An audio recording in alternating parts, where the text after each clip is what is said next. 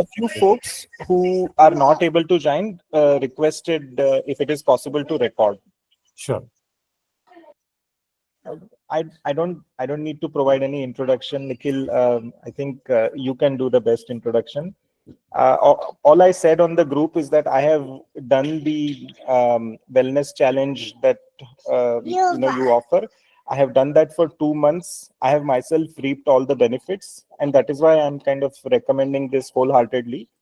But this session is, Nikhil sharing his experience of overcoming his own heart disease and improving several of his biomarkers, as well as perhaps, if time permits, importance of certain biomarkers, right?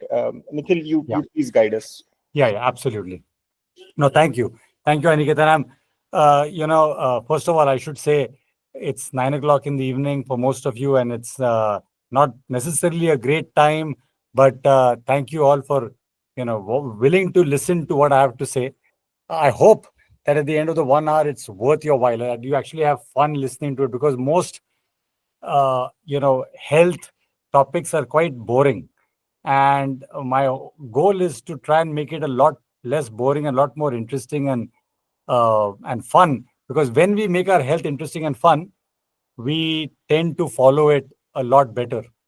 And so, with that in mind, I put together a deck which will hopefully give you a sense for my journey, but more importantly, how each of you can make these small changes that will improve your health span and lifespan, hopefully as well, over the long term.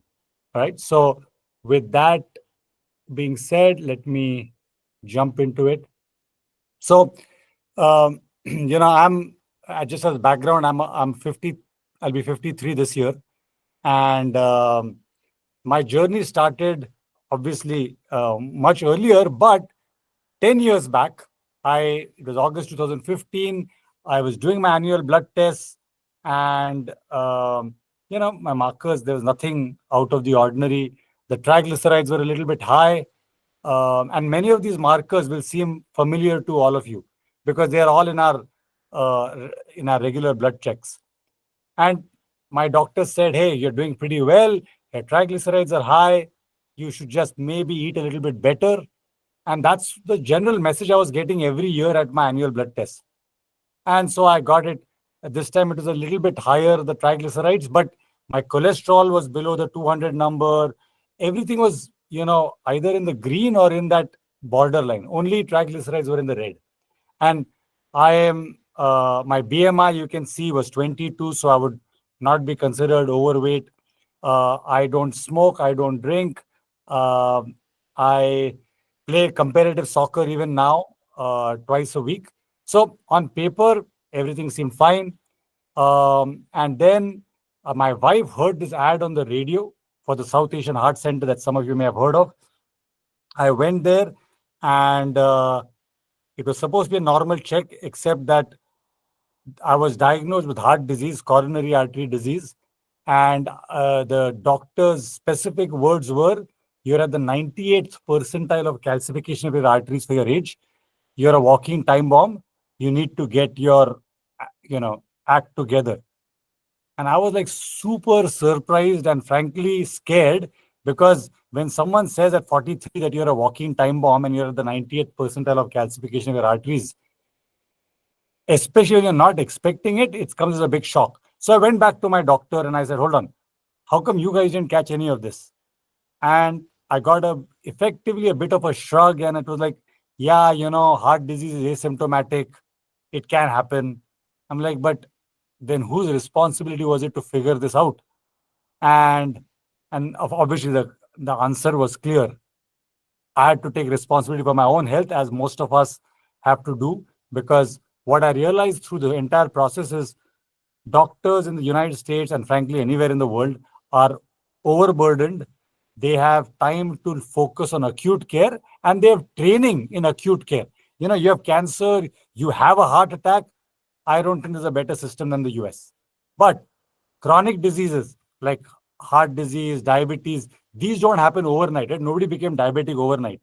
It's this slow, gradual move towards diabetes, heart disease, and so on. That's the type of stuff that the healthcare system in the United States doesn't have time for, nor do they have the training for. And so this is what happened. I went on this very intense diet, low carbs, no sugar, proteins, good fats. And, they're all the things one should be doing. But I went on an extreme version of it because I was so scared. Uh, and so for 3 months, I did that. And at the end of 3 months, all my markers improved. And this should have been great news, right? Because my markers all improved. I should be very happy. But I wasn't. And the reason I wasn't was because in those 3 months, I basically had to give up everything I loved eating. And I think for most of us, food is a very integral part of our lives. It gives us joy.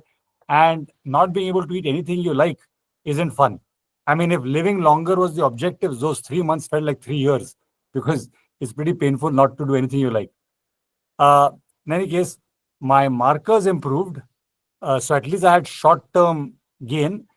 My heart disease itself is irreversible, right? The calcification is irreversible. All I wanted to do from that point on was to ensure that the rate of calcification doesn't continue to go up. In fact, it goes down.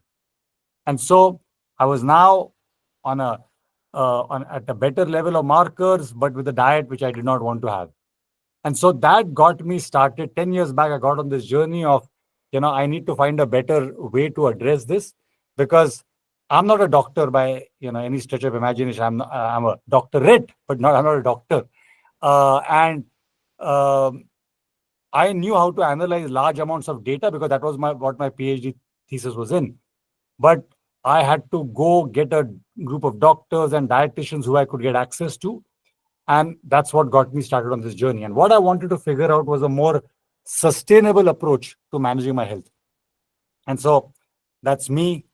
And I got this group of doctors and dietitians together who I would go to and say, if I come to you with data, will you help me analyze it? And they were quite intrigued because I was willing to generate a lot of data on myself. And what was that data? There were food logs. So every meal I ate, I would painfully write it down. I put on every possible variable sensor. So you can see even now I have a Aura, I have a Fitbit, I have a continuous glucose monitor. You name the sensor. For the last 10 years, I have tracked data from every source possible. I have a Bluetooth connected blood pressure monitor, a Bluetooth connected BCA scale.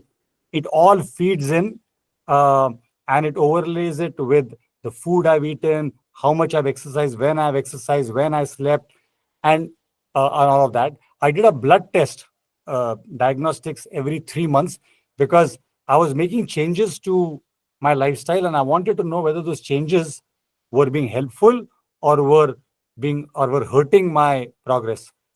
And I did a couple of genetic tests just to make sure if I had any genetic biases that were hurting me or helping me. And so then with all this input, I started doing lots and lots of A/B tests.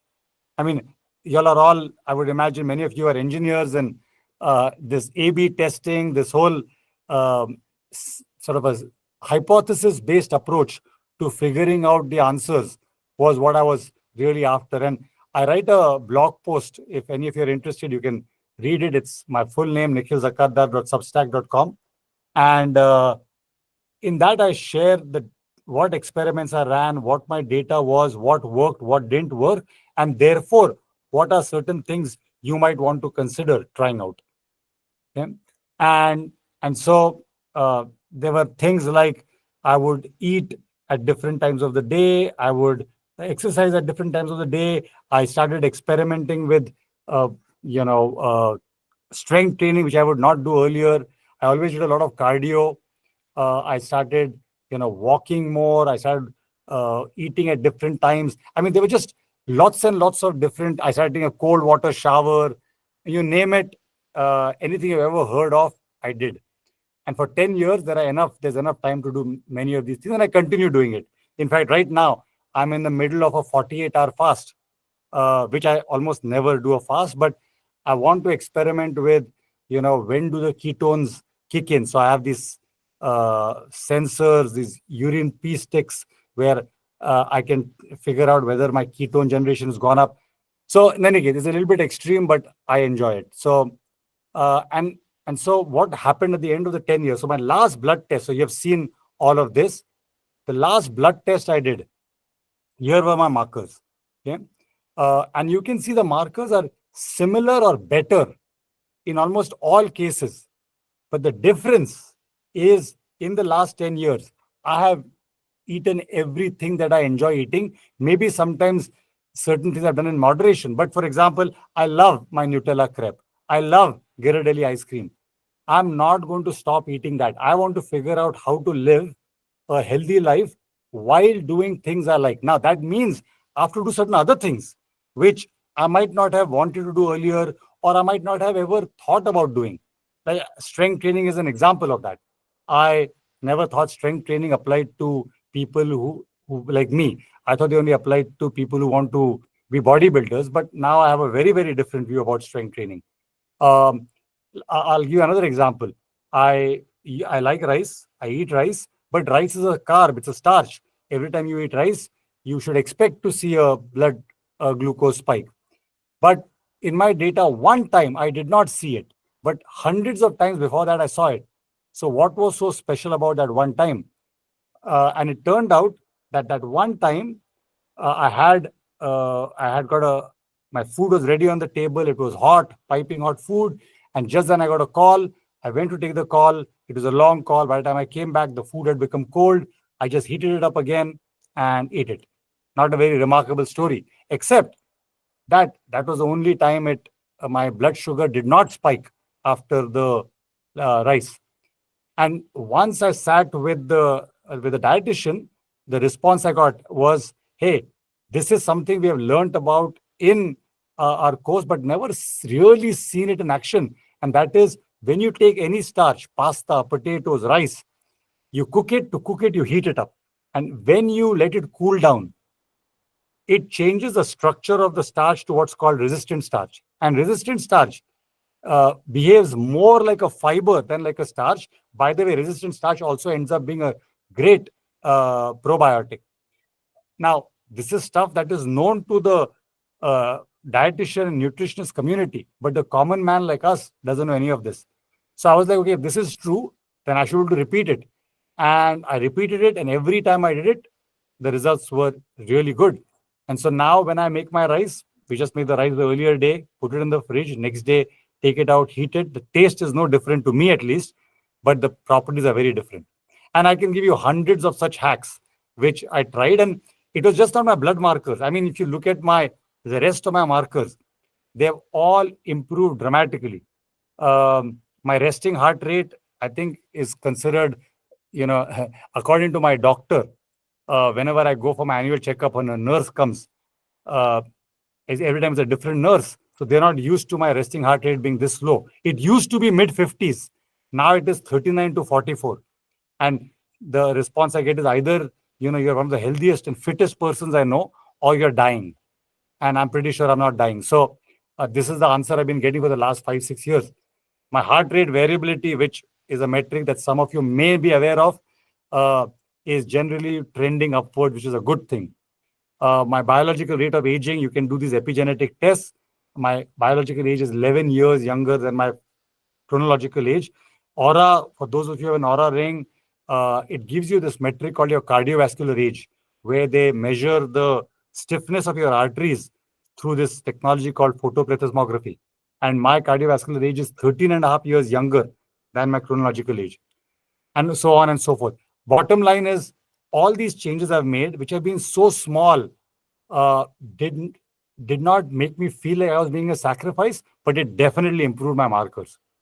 And so, about 4 years back, I thought, okay, if it works so well for me, would it work for others? So I managed to convince about 50 of my friends and family who had seen my transformation, and I asked them, would you be open to doing it? So they said yes.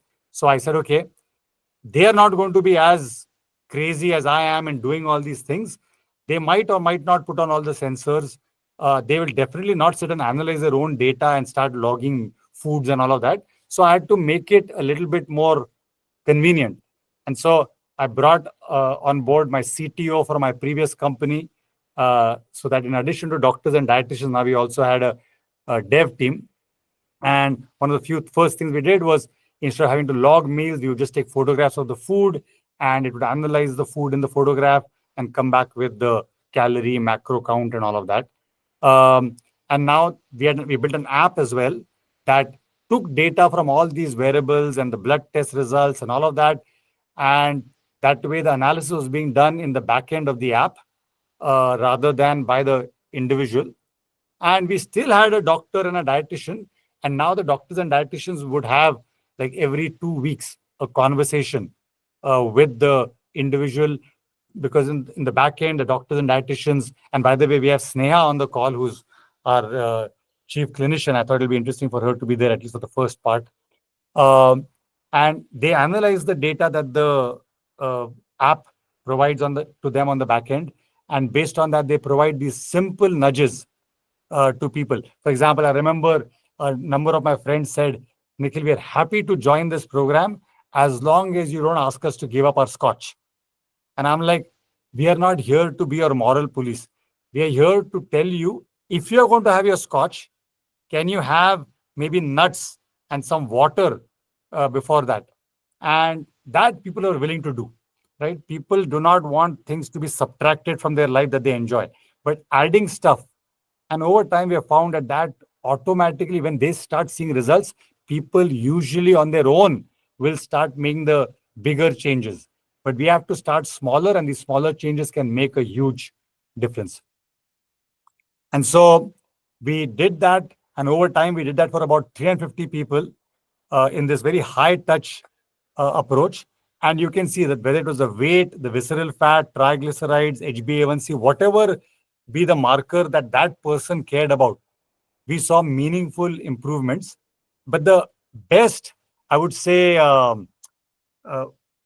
reaction we got from people was not that they achieved their goal. That's great. I'm really happy they achieved their goal. But with a better reaction we got was, wow, this did not feel like hard work. This did not feel like there was a diet. It was these small, small changes. And I think, I'm sure Aniket can also attest to that. There is no hard and fast diet. It's these small, small things that you can do, which are fun, which can become fun over time, and you'll actually enjoy looking after your health. In any case, we did that. But what I concluded from that whole thing, and which we continue doing, by the way, for people who require, who would like to talk to a doctor and dietitian, that model still works. But around a year back, we said, well, we've got all these amazing protocols we have built, all these hundreds of hacks. And we've seen this work across 350 people in addition to me. Why don't we create an LLM-based approach which takes these learnings? So we won't use ChatGPT, because I have no idea what ChatGPT or any of these other models have been trained on. This model will train on material that we are confident. We know which journal papers we trust. We know what protocols we trust. We know all this other information that we can stand behind. So we use that to train our own LLM, and we gave it a front end which we called Kai. And Kai she's basically, it's something that we made it accessible through WhatsApp. So you don't have to download an app. We also have an app if you want to download an app, but Kai is basically a WhatsApp-based coach, because I want my grandmother to be able to use it. And my grandmother actually does use it. And I want people, like the lady who works at my dad's home in India, she uses it. And so the idea is, can anybody, can it be made accessible to anybody? So it's pretty simple. You get a link, you click on it, it'll open WhatsApp. There's a Kai code shared. You answer some 10 onboarding questions, and then you can upload your blood test results, you can connect your wearables, you can set a goal. You can say, I want to lose 10 pounds in 10 weeks. And then what it will do is, it will give you a systematic day-by-day plan to get there, right? And it's available across languages and all of that. We are constantly working to make it better. But today, I can tell you that between Kai and our Gene Clinics app, I use it every day, multiple times a day, to keep tweaking because my markers keep getting better. I mean, it sounds like there is no, at some point, it might not get better. But for me, my ultimate test is, can I get up on a Saturday morning, go play soccer? Can I get up again on a Sunday morning, go play soccer? And then on a Monday morning, wake up without all the aches and pains. And I think if that I can achieve on a consistent basis, I'm very, very happy. Um, and so, like I said, Kai, pretty straightforward. Now we don't have a doctor and dietitian in the loop. They're behind the scenes monitoring everything. But now the communication with the end user is directly with Kai.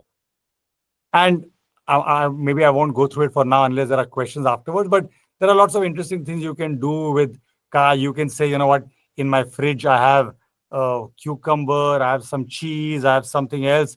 What would be a good healthy recipe, right? And what Kai will do is it will say, knowing that you're vegetarian, but knowing that your HbA1c was high because you uploaded your blood test result, it will come up with a recipe that's optimized for you. You can take a photograph of a meal like I showed you, spoke earlier about, and it'll analyze it. Um, and so on and so forth. So if somebody's interested, I can talk about it further. Um, and then along the way, one of the things we realized is, okay, great. We have this program which is much more high touch and but hard to scale. Then we have Kai, which is easier to scale. Seems to work really well. But the thing that you don't get is that you don't get to talk to an expert. And so, knowing those two things, we created this wellness challenge, which Aniket is a part of, and it's a 28-day challenge. It's all based on it's all WhatsApp based. So you sign up, you get put on the community. Every week we have a talk like the one I'm doing today, but the talks are on a specific topic, and we pick a topic like a specific habit that you want to build. We talk about the science behind it in very simple terms. We talk about the benefits. We talk about practical ways to implement those things and we'll talk about that briefly. Um, and then every day we give a small challenge, and you just have to tell us at the end of the day whether you did it or not. Right? Today, have 2 slices of cucumber before lunch. Slowly build it up from there to actually having a full-blown salad. So it's a WhatsApp community. We have experts who give a talk. For example, we had a talk earlier today.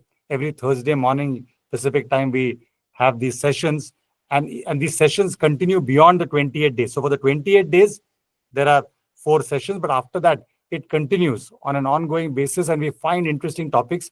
Today's was a Ask Me Anything. We had a couple of doctors, we had a dietitian, we had me, and people had sent in their questions beforehand through WhatsApp, and one by one we answered them. The funda behind the 28 days is for habit forming, right? Correct. That's a good point, Aniket. So what we really found is many of these habits are easy to talk about, hard to implement because it's a behavioral change. And so the reason we have a 28-day challenge is because science has shown, research has shown that it takes about 28 days to build a habit. And so that's the funda behind the 28 days. The other reason behind it is when, if you said it's a 3-month program, a lot of people are like, do I really have 3 months to commit? 28 days feels like a reasonable amount of time. Anything shorter, we won't be effective. Anything longer, people won't sign up. Very quickly, when you were explaining your own journey, you referred to certain changes that you made, right? So there was a question from Anand as to, would it be possible to elaborate on what were those changes? Yeah, I'll be talking about that, right? I think maybe very shortly. Okay, I'll talk about the 6. I mean, there have been a series of small, probably 25, 30 changes I've made. But I'll talk about the 6 in a subsequent slide, which I would say give you the biggest bang for the buck. The rest will keep adding on top of it. And so once I've explained that, let me know if that's unclear or if there is something else you still want me to answer. Yeah. So, some of you may have read this Peter Attia book, Outlive, and he came up with this term of the four horsemen of death, right? What are the four biggest drivers of death? And the biggest one, the one in red, is anything to the heart, right? So heart disease. The next one are all the cancers put together. And then we have the neurodegenerative diseases like Parkinson's, Alzheimer's, dementia. And then we have type 2 diabetes. Okay? These are the four biggest drivers of death. And there's a term given to these four, and they're called lifestyle diseases, which is interesting because historically they would be considered genetic diseases, or you're genetically inclined to something. Now, genetics absolutely plays a role in all of them, but lifestyle plays a bigger role for most people, and therefore they're now termed lifestyle diseases. And I want to make one point about each of them, which I think you'll find intriguing. Uh, you know, if you look at your blood test results, it says have your LDL cholesterol, the bad cholesterol, to be less than 130 and preferably less than 100. Now, there have been enough studies. In fact, there was a huge study done in New York where 20,000 people who had a heart attack and were admitted to ICU. They found that in that specific cohort, about 30% of the people who were admitted to ICU with a heart attack had an LDL cholesterol level below 100. And you are told if it's below 130, it's okay. If it's below 100, it's great. So if LDL cholesterol by itself is such a great marker, why did these 30% of the people have a heart attack? So there is more to it. And we have a talk on this in the community, but I'll try and give a high-level overview of this. Second, cancers. The reason cancers also now called lifestyle diseases because 40% of cancers are preventable through lifestyle changes. At the end of the day, cancer, heart disease are all, there is a stochastic component to it. But if you look at the population level, in general, people who have healthier lifestyles have a lower chance of getting cancer or heart disease or diabetes or Alzheimer's or Parkinson's. Does that mean any one specific person, if they lead a healthy life, they are not going to? No. But on average, their chances are much lower, right? Neurodegenerative diseases, the first signs of Alzheimer's actually begins 20 to 30 years before a person is diagnosed with it. And what a lot of research is now being done is trying to figure out what are those symptoms that we should be looking for. And another interesting tidbit about Alzheimer's and Parkinson's and about these neurodegenerative diseases is there's a term for it, which some of you may have heard. It's called type 3 diabetes. Okay? Type 1 is when your pancreas doesn't produce insulin. Type 2 is when your pancreas slowly loses its ability to produce insulin because we've abused it through our lifestyle. And type 3 is our brain, because it's the same metabolic dysfunction, how our body processes our various foods, that starts to impact the brain as well. And so it's called type 3 diabetes, which is quite telling. And then type 2 diabetes, there's an interesting statistic that says 88% of the United States population is already metabolically unhealthy, which means one of their five, whether it's their LDL cholesterol, blood sugar, triglycerides, visceral fat, there are a few markers. One of those five is off. And when one of those five is off, it's a sign that we have started that move towards diabetes. And it's no surprise that, over time, the population in the US, the population in India is becoming more and more overweight and obese, because these things are beginning to accelerate for reasons that I'm sure you all know, whether it's processed food, lower amounts of exercise, and so on and so forth. And the root cause of all of the above, the reason they're called lifestyle diseases, is because the lifestyle begins with our metabolism. And what is our metabolism? It's how well our body converts food that we eat and the oxygen we breathe into energy, and how well your body stores and burns the fat and glucose in your system. This is metabolism at a very high level.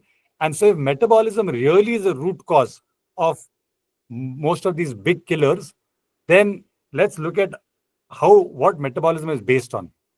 There are three components of metabolism. Genetics. Genetics absolutely play a role in how we metabolize stuff. Okay. Lifestyle habits plays a very big role, as we have discussed, and our environmental factors. The pollution of the city you live in is a great example of an environmental factor. It's not genetics, it's not your lifestyle. It's something that's sort of out of your control to a certain extent. And so, um, lifestyle we can do something about through exercise, sleep, nutrition, and our general stress levels. And so, what do? We do these things to the best of our abilities. And then once a year, we uh, we get a check on the status of our metabolism by measuring all these different parameters in our blood tests. And if those parameters are off, we say, oh my God, I need to change something. And so we go back and tweak one of those above or all of the above.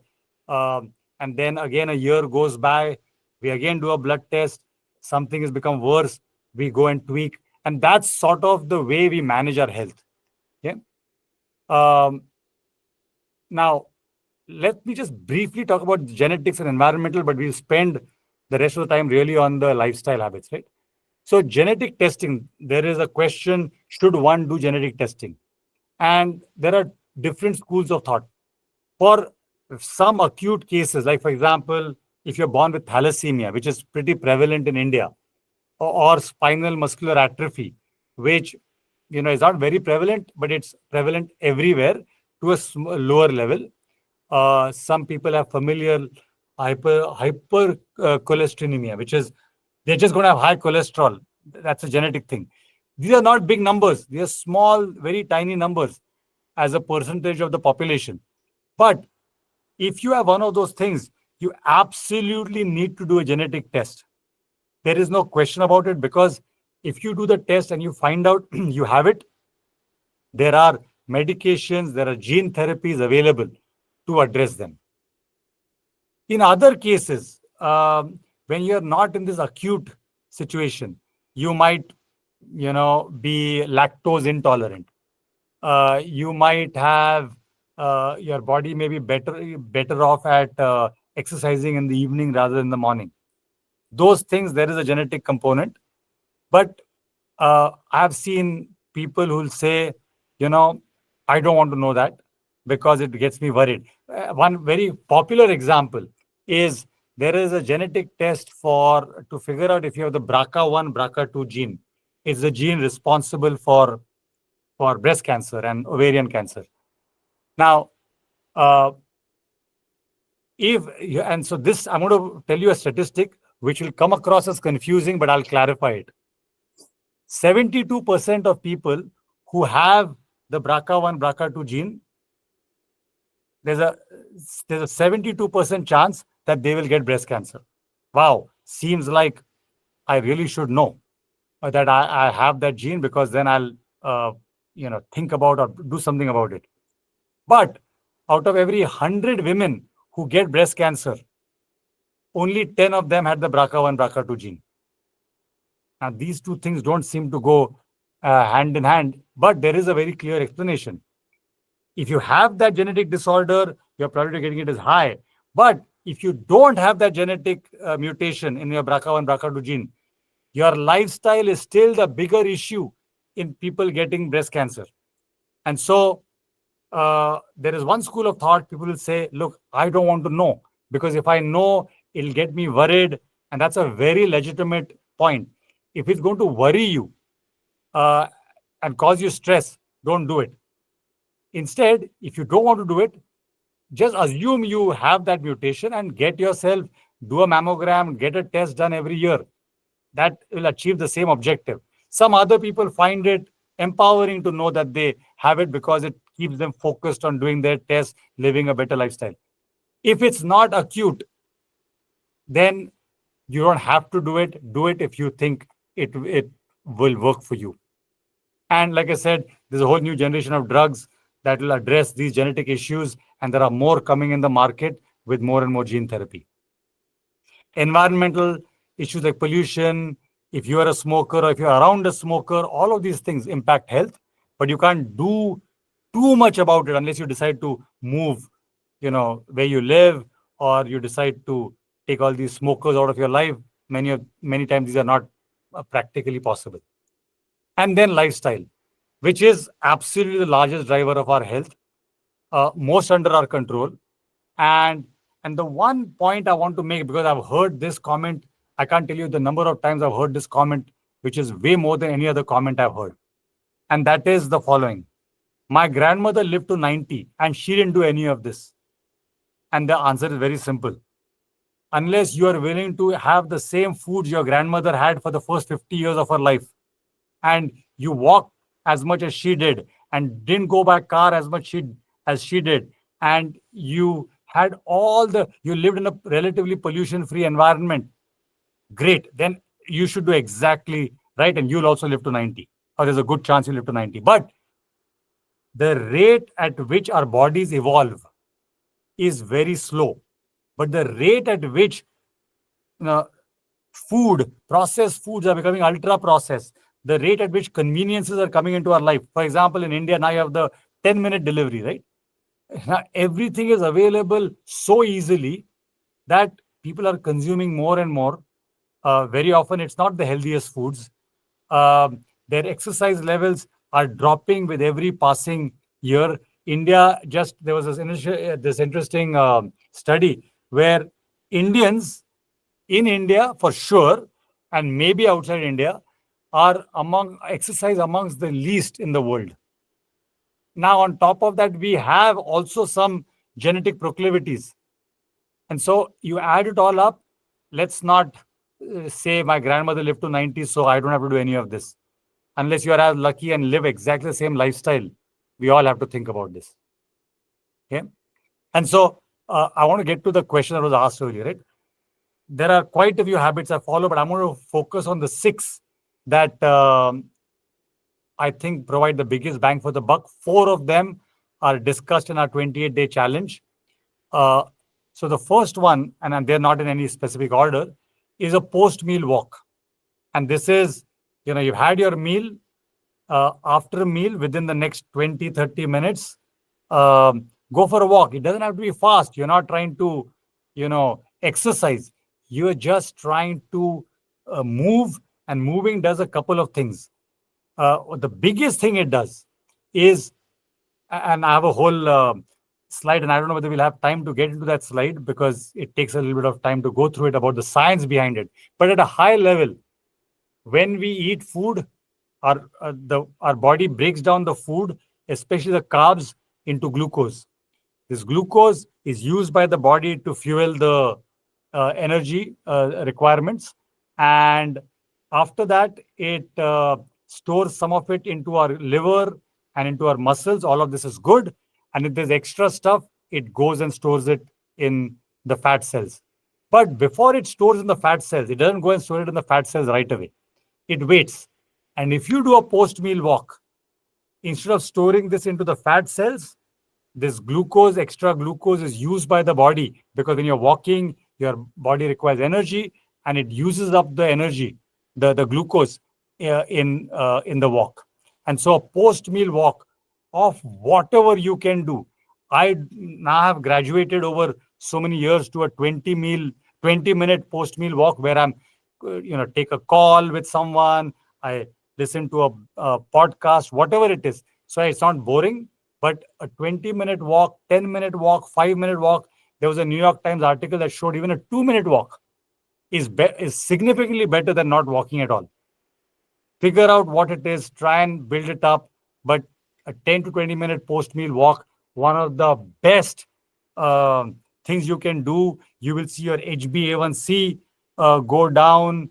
You will see your, you won't feel as tired or sleepy after a meal. Very often we feel sleepy within an hour or 2 of having a meal. And that's because the glucose had a spike. And when the spike starts dropping, it sends a signal to the body that we're running out of glucose in the bloodstream. we need to take it easy. Let's take a short nap or just sit down. All of this goes away when you do a post meal walk. Second one, start every meal with some sort of fiber, vegetables, salads, any form of fiber. And the reason behind that is fiber. When you have the fiber first, there's an enzyme in your small intestine that converts any subsequent carbs you eat into glucose molecules. If you don't eat the fiber, that enzyme will convert the carbs into glucose very quickly. You'll see a big spike in your glucose levels, and that for many reasons is not a good idea.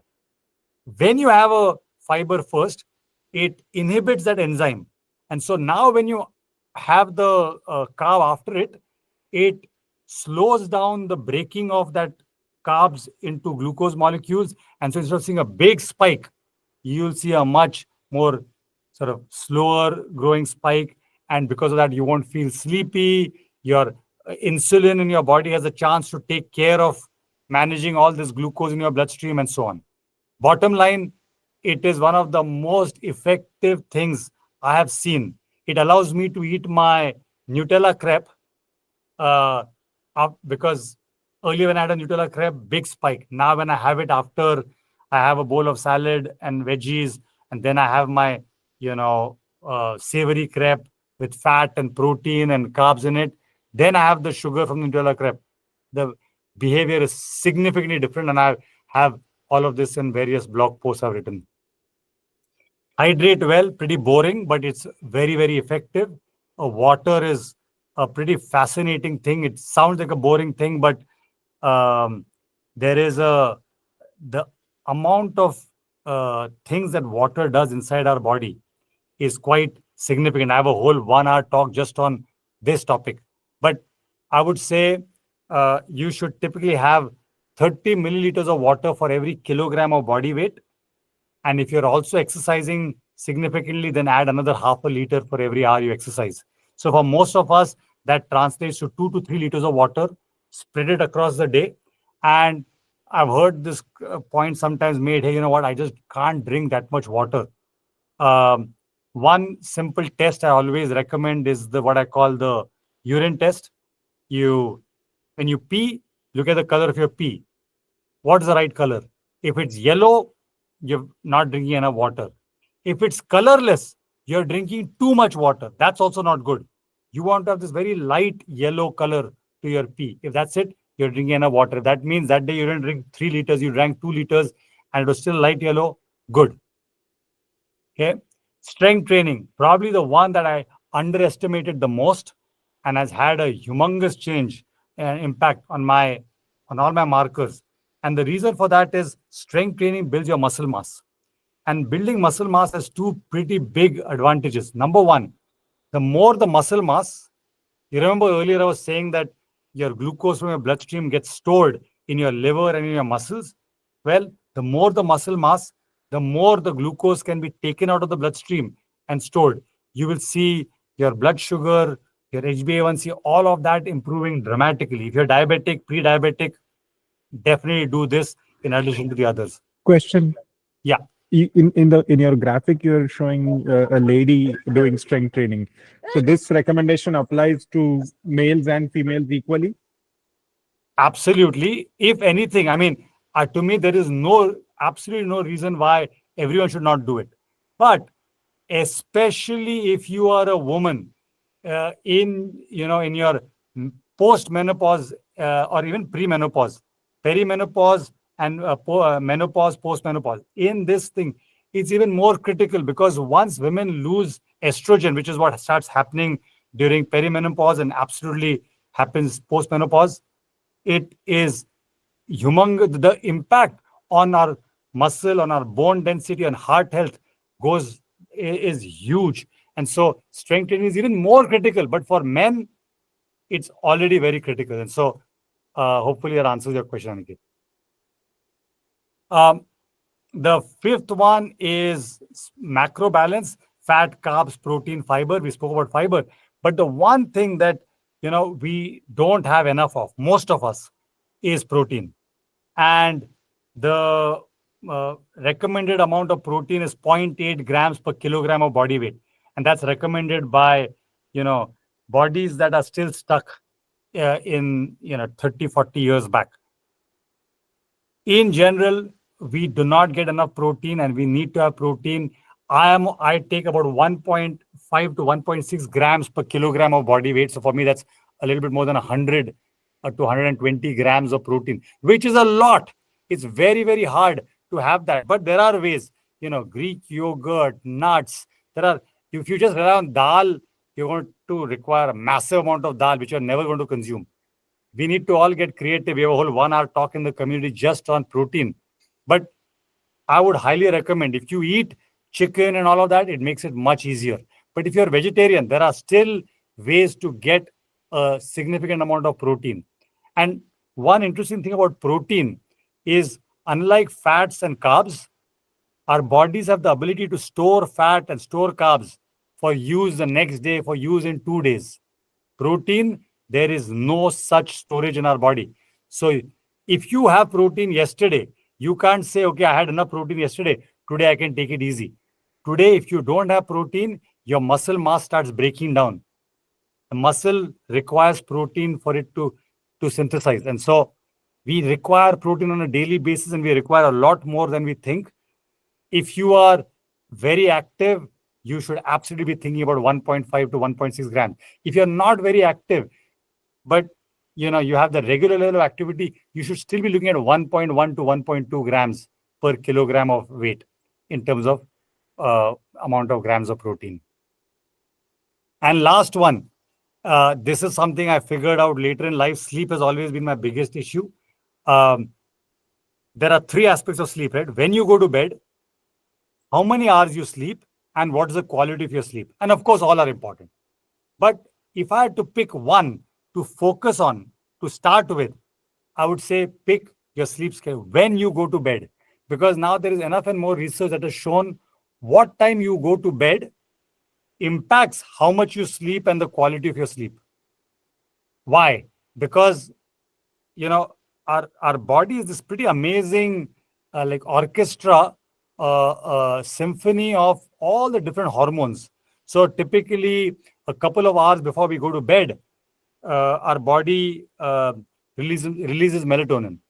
About an hour after we wake up in the morning, our body releases cortisol. And throughout the day, there are various hormones getting released. But the body does not know when you are going to sleep. It's sort of a prediction engine. It's assuming, hey, last 3 days you went to sleep at 10:30 p.m. I'm assuming today also you're going to sleep at 10:30 p.m. So at 8:30 p.m., it will start releasing melatonin.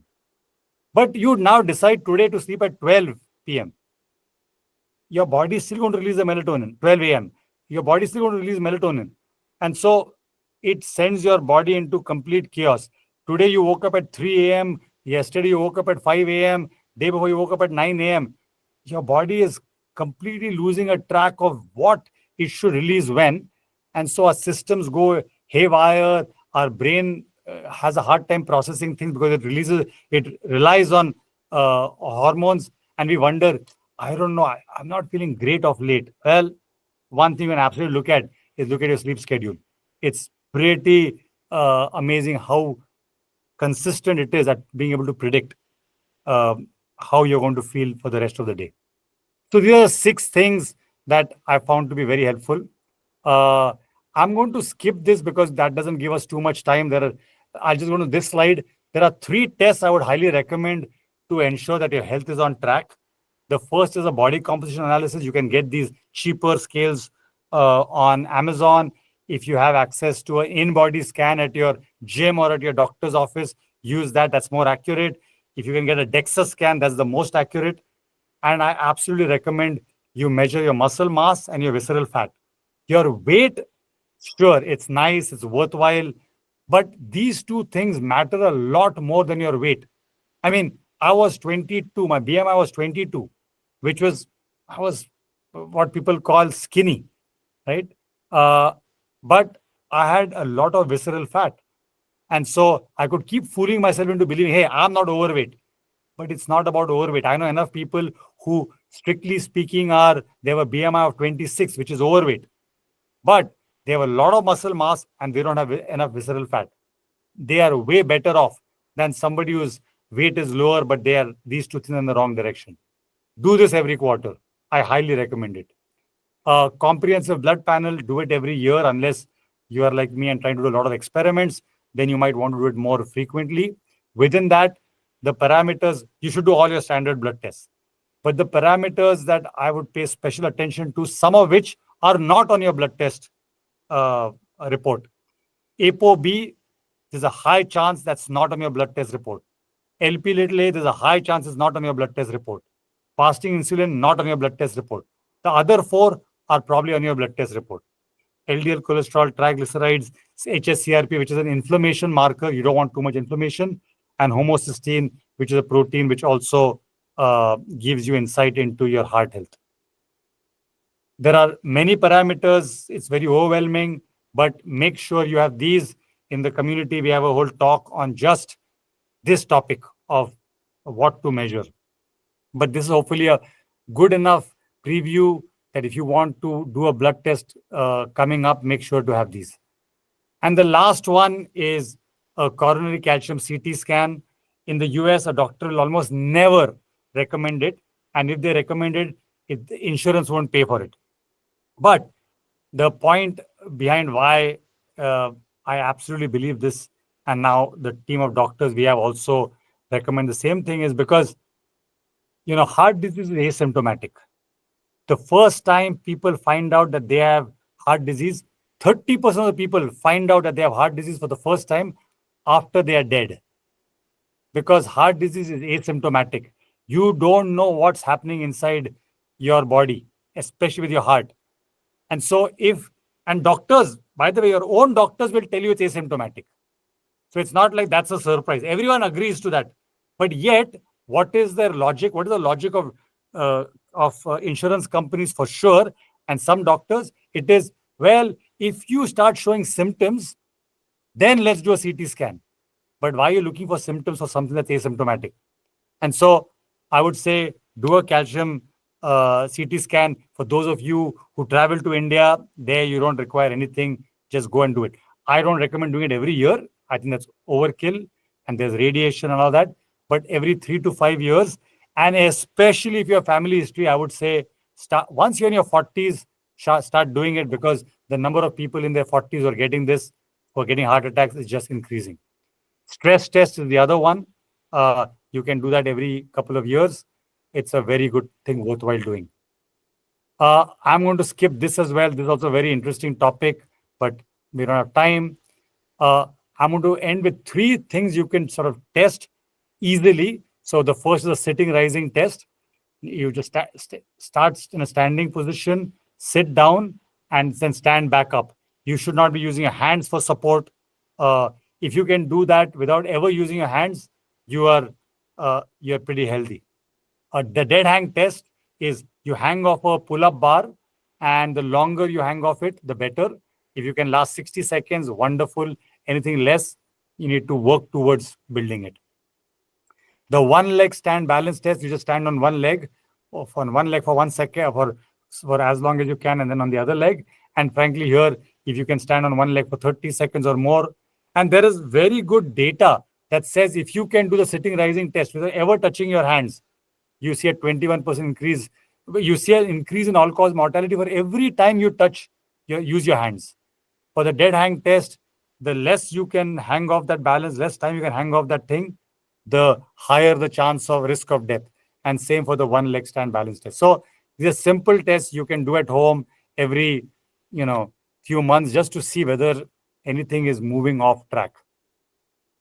And I spoke about the video. Anybody who ever wants to join this wellness challenge, I'm sure Aniket can share with you. We have a website, and here are a couple different resources. The blog post is there. It's my full name.substack.com, and links to our YouTube channel where a lot of content is there, so on and so forth. So I know I've taken up most of the 1 hour, but we'll keep it open for questions if anybody's interested in asking anything. Nickhil, overall, a great presentation. Really, really appreciate it. And you had concise, made it very concise and very interesting. Thank you. You made my day, Jana. Uh, no, this is see, I'm also 53 years old, and I do listen to a lot of these health related topics. But combining everything, I mean, there are many disparate discussions, right? But you have combined a lot of things into one presentation, and this is really, really helpful, especially for vegetarians, right? So, Nikhil, I had one question on this. When you said protein, right? Yeah. The body cannot store. So, what happens? Let's say if I take more protein, right, in a day, the body will just throw it out, is it, without causing any harms? So it's a very good question, Jana. So the amount of protein our body will secrete it as waste. Now, if you're used to eating only 40 grams of protein, and now you just heard what I had to say and suddenly said, okay, now I need to eat 120 grams, you have to sort of ramp it up, because your body has to get used to being able to process all of that protein. And if you are going to be ramping up your protein, I would recommend doing a blood test within 3 months. And there are three markers that I would look at. There is a EGFR marker you'll see in your blood test result. There is a BUN marker, and then there is what else? The uric acid marker. These three markers are different views into how well your body is being able to excrete excessive protein as waste. If you ramp up slowly, you won't typically see an issue. But since you asked the question, this is the next level of detail of whether it's doing a good job or not. I see. Okay. So on this question, so the so we don't get the complete dosage of protein by our food, right? So is it recommendable to take the extra supplements that are widely available in the market? Yes. Okay. Food is always the best source of protein, but if you can't get enough from food, then take a supplement which is low on sugar, because sometimes these supplements have got so much sugar in them that it sort of almost destroys the benefits of the protein aspect of it. So I think on a community, Aniket, if you remember, we had a whole list of supplements that people had recommended in India and the US. So I'm sure there's a list somewhere, but pick a supplement. And I personally take a supplement on days that I do my strength training. On other days, I get enough in my food, but on the days I do strength training, I definitely need to take a little bit more. And that time I take Orgain is the name of the supplement I have. That's the brand name. And I have creatine. It's a small powder that goes with it. And so, Aniket has that list. He can share the ones that we discussed on the call. Yeah, it will be great if you can share that, Nickhil or Aniket, one of you. Yeah. Thank you, Ketan. Okay. Any other questions that I can answer? Yeah, Nickhil, this is Zubaid. Great presentation. Thank you so much. Super, super interesting and also inspiring in certain ways. One question I had is, what do you have? If you've covered this, I'm sorry I missed it, but I didn't hear you talk about some supplements like collagen, peptides, and right now it's colostrum that I'm hearing a lot about. Some of these I get through my wife as to the latest trending stuff. Yeah. So just curious what your thoughts are on those two specifically. Besides the proteins, I guess a related question is there's a lot of opinions about what is good protein versus bad protein. I do eat meat, and so I eat a fair amount of meat, and I'm trying to change that over to more cleaner meats instead of red meat, going to salmon and things of that nature. But just in the whey proteins, there's a lot of differences about what quality protein is versus the one that you get at Gold's Gym or whatever that branded stuff is. Right. You mentioned orgain. That's kind of why I am asking that. Yeah. So whey protein isolate is good. Um, Trying to get it from lean meats is good. The one advantage of whey and meat proteins from meat is they're what are considered complete proteins, because there are these 20 amino acids, and the red meats, the chicken, these all have all the amino acids. The vegetarian sources of protein, pea and all of that, very often dal, they have a subset. You can still mix and match different things, different vegetarian proteins to get the full 20. And so that's one of the things they use or they think about when they talk about complete proteins, good protein, is having all the amino acids. I would try to focus on getting as much as possible from the chickens, vegetarian sources, yogurt. Like Greek yogurt is an amazing source of protein, which is still very healthy. You get non-fat Greek yogurt, non-fat Icelandic skyr yogurt. All of these are great.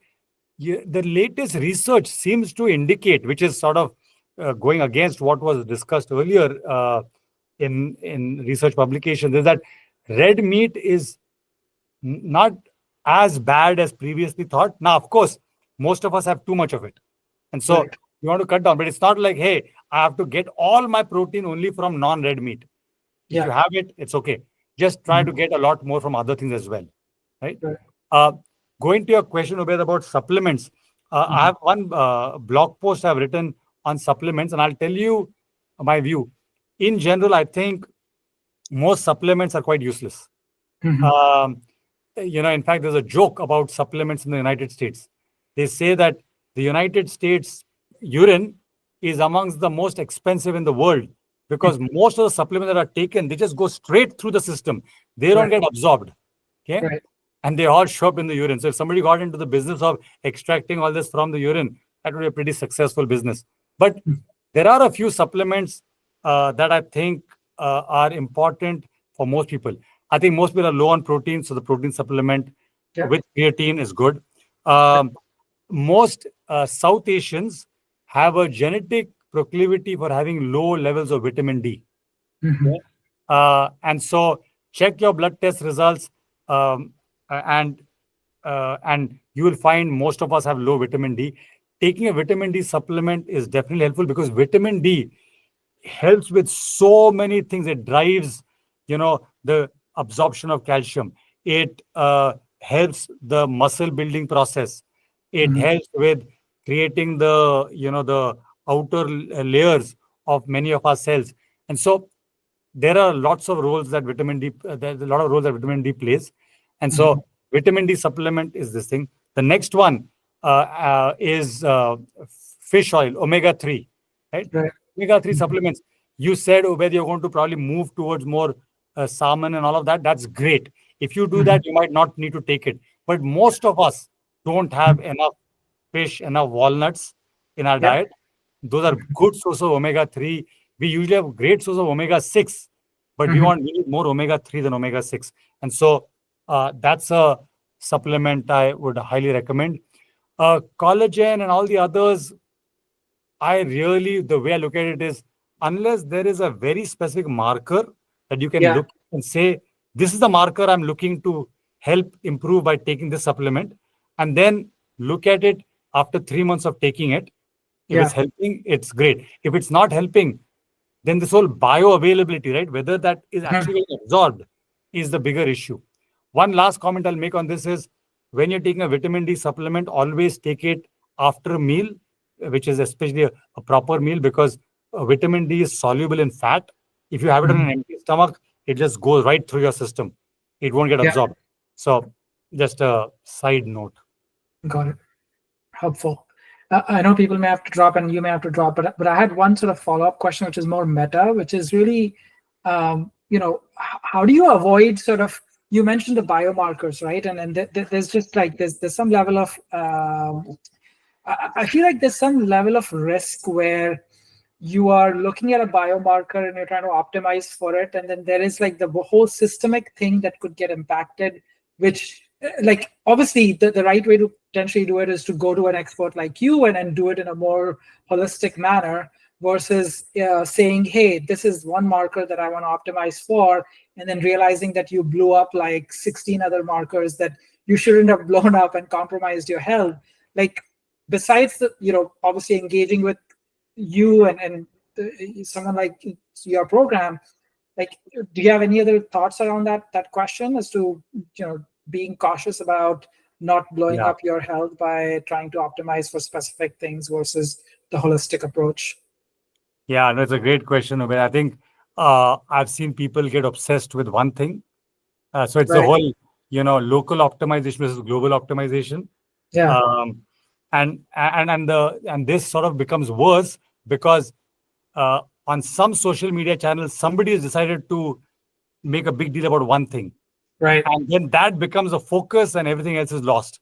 Yeah. In many ways, one of the reasons we built Kai is because throughout, if you think about the number of decisions you're making in a day, in a week, in a month about your health, it's not like, okay, let me wait to meet my doctor, and that time I'll ask them everything, because you're making decisions on a daily basis. Right. And so the reason we built Kai was actually for ourselves. Is when we have a question, who do we ask? I can go to Chat GPT, but Chat GPT does not know anything else about me, right? Mhm. And so, I mean, this might feel like a plug, but it's not. It's really, you're not always going to get access to an expert. Mhm. You're going to make decisions on your own. And that time being able to ask this question, saying, hey, what is the downside of trying to optimize for my LDL cholesterol by itself? And it should tell you, right? Here are the dangers of you just did that. Right. But I mean, the only other thing I would say, and unfortunately, when I say this, I already know the downside of this, what the comment I'm going to make, and that is use common sense. But I've learned from my own experience that common sense is not always easy to build for things like health. I thought I was doing all the right things, right? But yet I had heart disease. So obviously, Yeah. my common sense was not very well calibrated. Got it. No, that's helpful. Great conversation. Thank you. You're welcome, Abid. All right, we can take one more last question if there is one.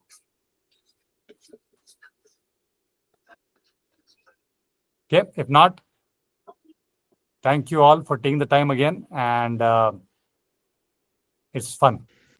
Thanks a Thank lot. you, Nickhil. Cheers. Thank you. Okay, Thanks, thanks. Nickhil. Bye. Thank you. Bye-bye.